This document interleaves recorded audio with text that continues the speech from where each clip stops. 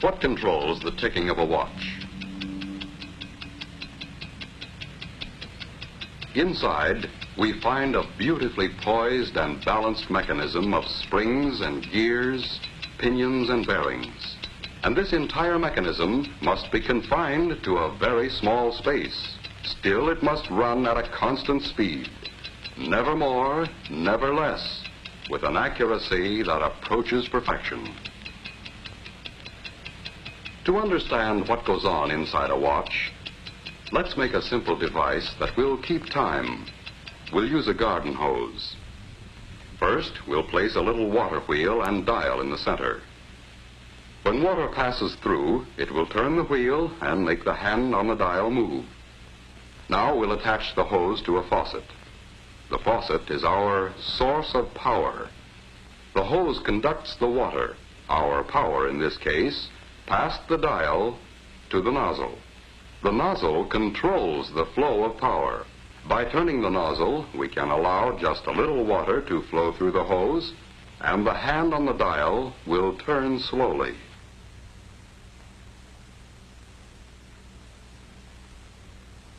By opening the nozzle wider, we allow a heavy stream of water to flow through the hose, and the hand on the dial turns faster. If our source of power, the water pressure, remained constant, and if we could adjust the nozzle carefully enough, we would have a timepiece that would keep accurate time. Here, in a greatly simplified form, we have the 4 elements needed in every timepiece: a source of energy or power, a means of transmitting power, a dial to record the flow of power, and a way to control the power. Now let's see what these 4 elements are like in our watch. First, we'll take our watch apart, like this.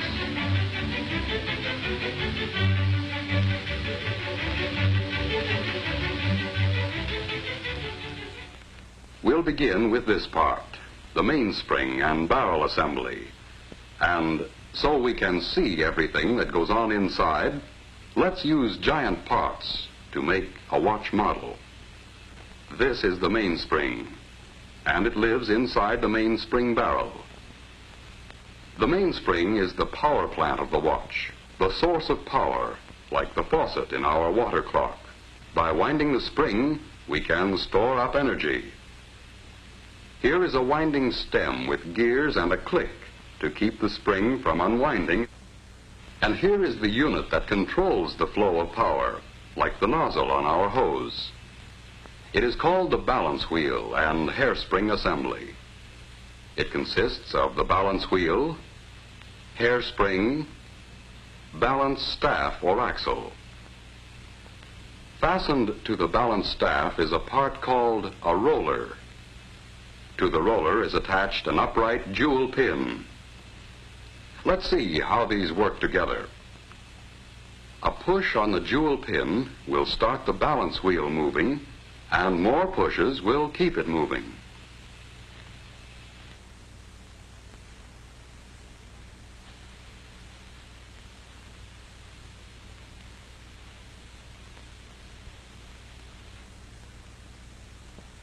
To do this job of pushing, we need this odd anchor-shaped lever called a pallet.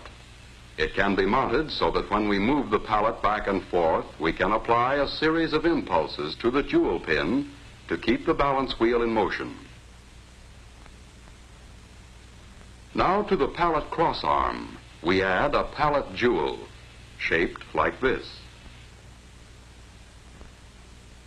Here is a wheel called an escape wheel, with teeth on it so shaped that they will push the pallet jewel and jog the balance wheel into motion.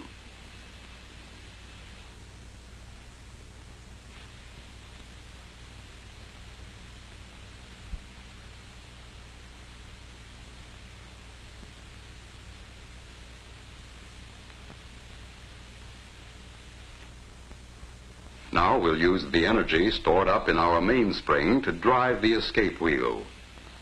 As the mainspring uncoils, it causes the barrel to rotate with it. That didn't last long, did it? Let's Let's try it again. Once things get started, there's nothing to stop them.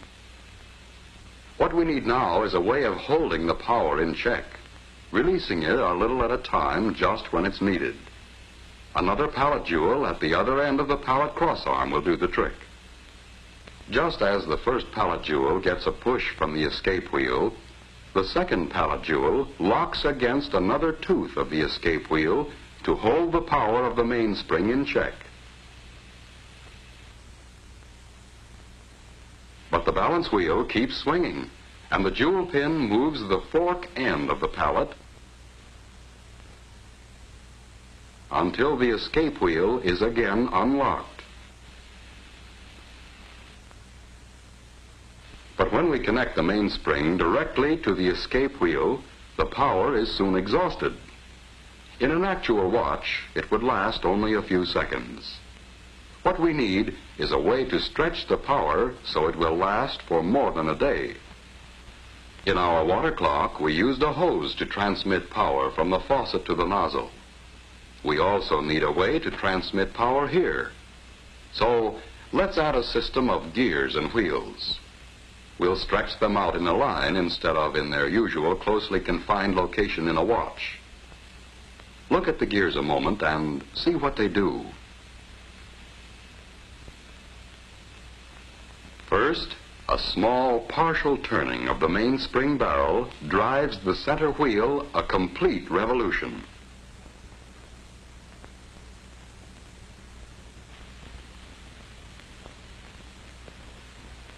A partial revolution of the center wheel drives the third wheel a complete revolution.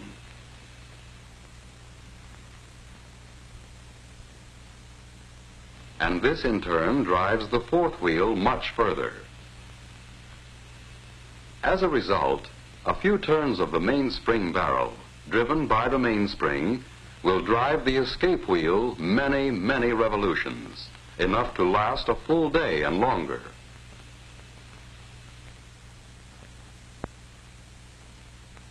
What we have now is a complete model watch train.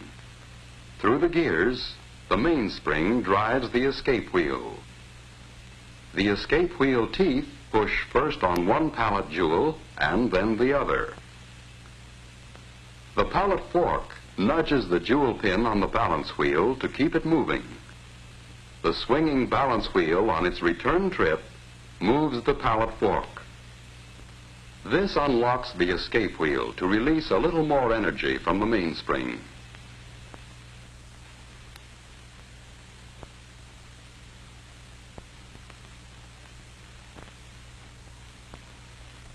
Back and forth, the balance wheel swings, controlled by its small coiled spring, the hairspring, in perfect rhythm. Each swing unlocks the escape wheel so it can give an extra push to a pallet jewel, and this is passed on to the balance wheel assembly to keep the watch ticking far more steadily than any beating heart. All we have to do now to measure time is count the ticks. But this would be a tedious job and not very practical. Just as we needed a dial on our water clock, here too we need a method for recording the flow of power. So to the shaft of this gear or wheel, we add an indicating hand to measure seconds. As the gear train of a watch moves far enough to make 5 ticks of the escapement, the second hand moves 1 graduation on its dial. To count the minutes, we can attach a dial and fasten a pointer to this gear wheel, which is just the right size so that it turns 1 complete revolution while the second hand makes 60 revolutions.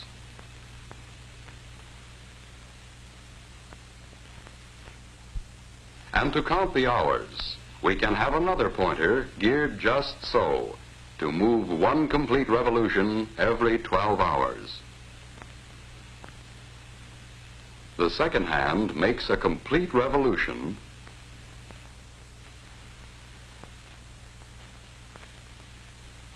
and the minute hand moves 1 graduation And when the minute hand makes a complete revolution, an hour has passed.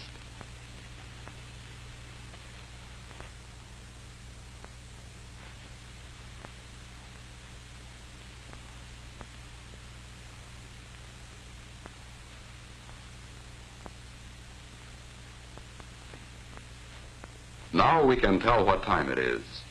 But a gear train all strung out like this is a long way from an actual watch. Let's let our model do a bit of rearranging all by itself.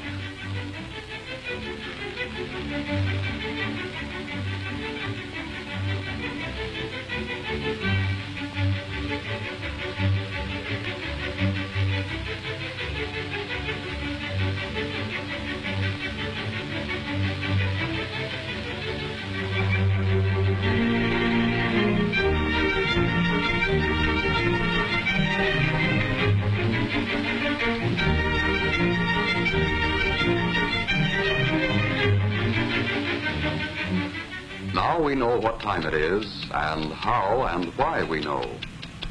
A fine watch itself is, of course, a compact precision mechanism with parts miraculously small and fashioned by craftsmen with incredible accuracy. But the basic principles are those we have just seen, frequently applied on a scale almost microscopic to produce the world's most accurate, portable measuring instrument. In a truly fine watch, there are many things which make possible the accurate control and release of power. Jewels, for example. Many people correctly believe jewels increase the value of a watch. They increase the value all right, but not by being ornamental. Jewels are in a watch strictly for business. They add to the value only when correctly placed and used. They are the bearings which lessen friction, increase the regularity of the running, and greatly extend a watch's life of dependable service. Harder than the finest steel, these tiny surfaces are finished so smoothly they reflect images like a camera lens. And working with oil, it takes a drop no larger than a pinhead for the entire watch. There is almost no friction. If any single part of a watch can be called more important, it's the hairspring. It absorbs and gives out an equal amount of force with each beat or swing at regular intervals. In a fine watch, the hairspring has uniform thickness throughout its whole length, is polished to a mirror-like finish, and made of metal relatively unaffected by magnetism or changes in temperature. It can be apparently distorted, but it always returns to perfect shape. Hairsprings are overcoiled, like we see here, to allow the spring to breathe evenly. Were this not done, the spring would coil and uncoil unevenly, fluff out on one side, and interfere with the accuracy of the watch. Because a watch is required to run in any position, to be accurate, the balance wheel must be perfectly balanced in any position. This is done by poising. The wheel is poised when there is no effect of the pull of gravity reflected in its action on the knife-like edges of the instrument which checks it. With perfect poising, and with the hairspring centered on the balance wheel, it runs accurately in any position all the time. And it's the same with all the parts. The tiny screws, scarcely larger than a speck of dust. The exceedingly small shafts. The precisely made gears and pinions. The sturdy nickel-silver plates and bridges. Every part is made with utmost precision. Precision which approaches perfection. When we look at the almost invisible parts, understand what they are required to do, realize the uncanny skill needed to make a fine watch, we can easily understand why it is a masterpiece of precision and accuracy. Here is a truly wonderful mechanism. With it, you can accurately measure the passing of time and record that passing for your use and convenience. But this mighty little servant is a creation of beauty, too. A precious possession to be worn with pride and confidence every day, every week, every month, year after year. Listen. What do you hear? It's the ticking of a fine watch. Wherever you go, whatever you do, America's fine watch ticks steadily, accurately on. 5 ticks every second.